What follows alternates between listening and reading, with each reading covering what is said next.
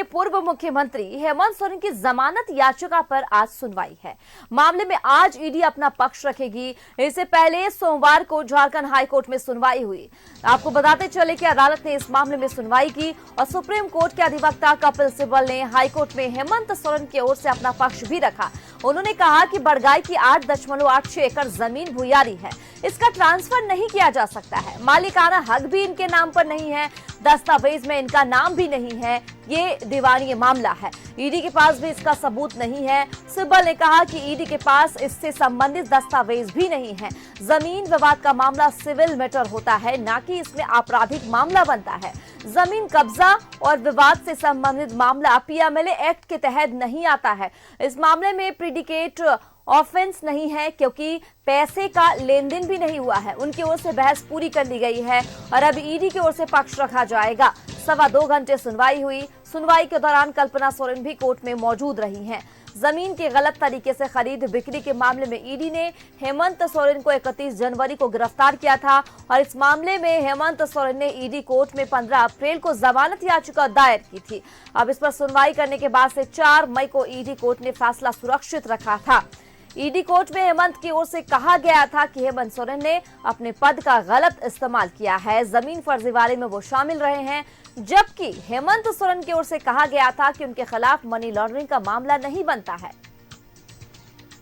तो देखिए, सोमवार को कपिल सिब्बल ने हेमंत का पक्ष रखा है। बड़गाई के 8.86 एकड़ जमीन का ये पूरा मामला है।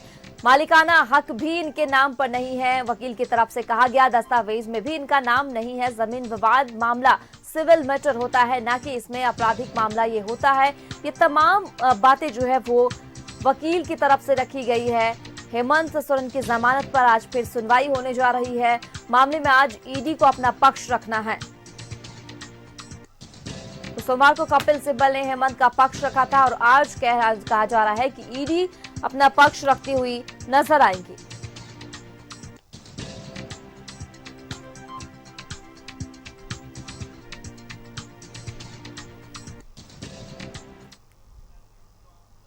और इसी पे ज्यादा बातचीत के लिए हमारे सहयोगी दीपक हमारे साथ जुड़ चुके हैं। दीपक का रुख कर लेते हैं। दीपक, देखिए, झारखंड के पूर्व मुख्यमंत्री हेमंत सोरेन की जमानत याचिका पर आज फिर से सुनवाई है। कल हमने देखा था कि कल जो है हेमंत सोरेन के वकील की तरफ से पक्ष रखा गया था, लेकिन आज कहा जा रहा है कि ईडी अपना पक्ष रखेगी। इससे पहले सोमवार को झारखंड हाईकोर्ट में सुनवाई हुई। आज क्या क्या खास होने वाला है, कब तक जो है ये सुनवाई शुरू होगी, क्या पूरी जानकारी है, इस हवाले से दर्शकों को बताएं आप दीपक।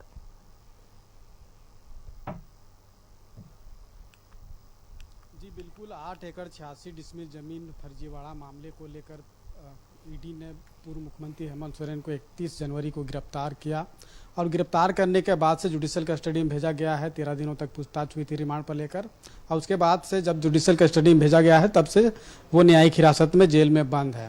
पहले वो पीएमएलए की विशेष कोर्ट में जमानत की अर्जी दाखिल की थी, जिसे बीते 13 मई को पीएमएलए की विशेष कोर्ट ने खारिज कर दिया। तो जब निचली अदालत से जमानत की अर्जी खारिज हुई तो उसके बाद पूर्व मुख्यमंत्री हेमंत सोरेन ने झारखंड हाईकोर्ट में याचिका दाखिल कर जमानत की गुहार लगाया है और उस याचिका पर बीते सोमवार को सुनवाई हुई। सोमवार को पूर्व मुख्यमंत्री हेमंत सोरेन की ओर से सुप्रीम कोर्ट के वरीय अधिवक्ता कपिल सिब्बल ने पक्ष रखा। लगभग 2.25 घंटा तक जो है वो कपिल सिब्बल ने बहस किया और उस बहस में कई बिंदुवार जो पॉइंट आउट को करते हुए वो बहस किया है, जिसमें बताया कोर्ट को कि पूर्व मुख्यमंत्री हेमंत सोरेन की गिरफ्तारी जो है वो असंवैधानिक तौर पे की गई है।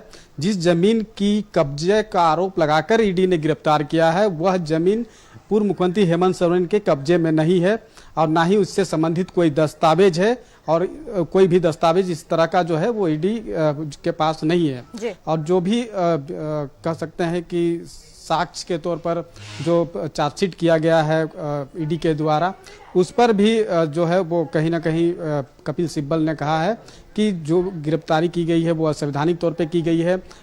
ईडी के पास वैसा कोई भी ठोस साक्ष्य एविडेंस जो है वो नहीं है और गिरफ्तारी जब की गई है जिस जमीन के मामले में, वो जमीन जो है भूयरी नेचर का है, आदिवासियों की सामाजिक व्यवस्था की जमीन है, जिस जमीन की खरीद बिक्री किसी भी सूरत पर नहीं होती है। एक आदिवासी भी दूसरे आदिवासी से इस जमीन को खरीद नहीं सकता है। इस परिस्थिति में यह जमीन जो है पूर्व मुख्यमंत्री हेमंत सोरेन के नाम पे हस्तांतरित नहीं हुआ है। इससे संबंधित कोई भी दस्तावेज ईडी के समक्ष नहीं है और बावजूद इसकी गिरफ्तारी हुई है। जहां तक मामला है जमीन से जुड़ा मामला है तो ये एक सिविल मैटर है, ना कि क्रिमिनल मैटर है और इस लिहाज से ना तो पीएमएलए के तहत कोई कार्रवाई हो सकती है और जो कह सकते हैं कि जो एक बहस के दौरान एक और भी पॉइंट पर पूर्व मुख्यमंत्री हेमंत सोरेन के जो अधिवक्ता कपिल सिब्बल ने कहा कि शेड्यूल ऑफेंस का मामला नहीं बनता है। अगर ऑडिट ऑफिस का अगर मामला बनता तो उसके लिए धन राशि संग्रह होने का जो है वो मामला बनता, लेकिन ऐसी कोई भी चीज़ नहीं है। तो जो कपिल सिब्बल ने कई बिंदुवार जो बहस की है उसी का काउंटर बहस आज ईडी के द्वारा कोर्ट में किया जाएगा और कोर्ट को ईडी के द्वारा बताया जाएगा कि पूर्व मुख्यमंत्री हेमंत सोरेन पे ये आरोप है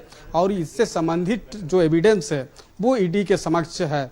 तो ऐसी परिस्थिति में बेल नहीं दी जाए, ये मांग जो है कोर्ट से ईडी करेगी। ईडी के जो एडिशनल सॉलिसिटर जनरल है एसवी राजू, वो आज हाई कोर्ट में बहस करेंगे। लेकिन अब देखना होगा कि बहस में क्या क्या पक्ष जो है ईडी के द्वारा रखी जाती है और उसके बाद कोर्ट का क्या फैसला आता है। क्योंकि जब ईडी की तरफ से आज बहस पूरी की जाएगी तो ऑर्डर रिजर्व रख लिया जाएगा, उसके बाद कोर्ट अपना आदेश सुनाएगा। तो पूर्व मुख्यमंत्री हेमंत सोरेन को एक आस है, उम्मीद है कि निचली अदालत से भले ही राहत ना मिली हो लेकिन हाई कोर्ट से उन्हें राहत मिलेगी।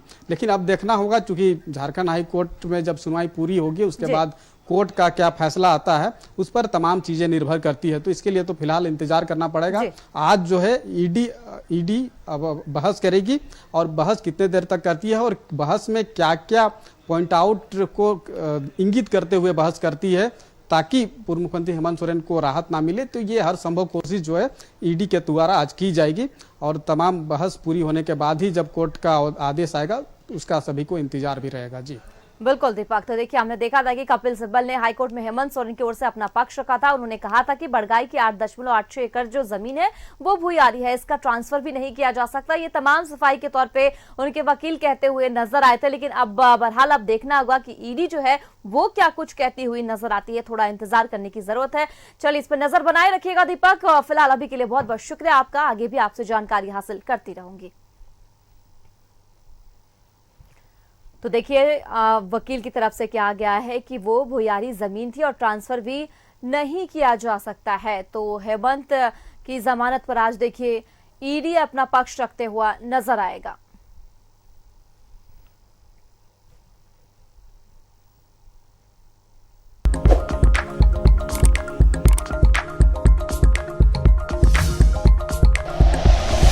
Like and share videos, subscribe करें हमारा चैनल और प्रेस करें बेल आइकॉन। न्यूज़ 11 भारत, सच है तो दिखेगा।